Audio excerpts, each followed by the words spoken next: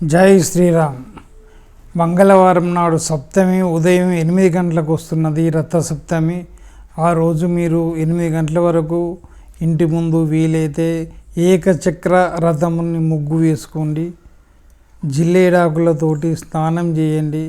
తల మీద పెట్టుకున్న జిల్లేడాకు, నువ్వులు, రేగ్గాయలతోటి స్నానం చేసి నూతన వస్త్రములు ధరించి మీరు రథసప్తమి వ్రతాన్ని ఆచరించండి. రథసప్తమి వ్రతానికి చిక్కుడు ఆకులు ముఖ్యము.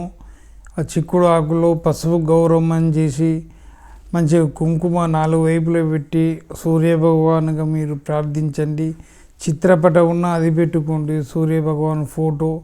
తర్వాత చిన్న పసుపు గౌరవం చేసి విఘ్నేశ్వరుని చేసి మీరు సూర్యుని యొక్క అష్టశతనామావళి, దండకాలు, సూర్యుని భగవానికి సంబంధించిన శ్లోకాలు చదువుకోండి.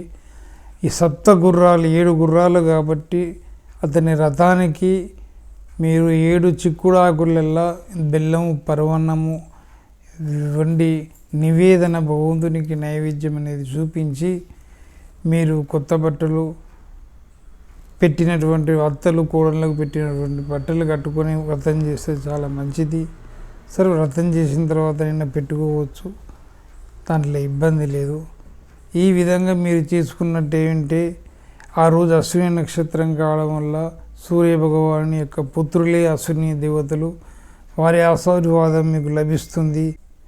మీరు ఇంకా సూర్యభగవాని యొక్క ఆశీర్వాదం పొందాలి అనుకుంటే కిలోంబావు గోధుమలు దగ్గరలో ఉన్న గుళ్ళె అయ్యగారులకు దానం ఇవ్వండి. ఇంకా అనుకూలత మీకు నడవాలి, భగవంతుని ఆశీర్వాదం ఇంకా బాగా జరగాలి అనుకుంటే మాణిక్యం, కెంపు ఉంగరం కూడా ధరించండి.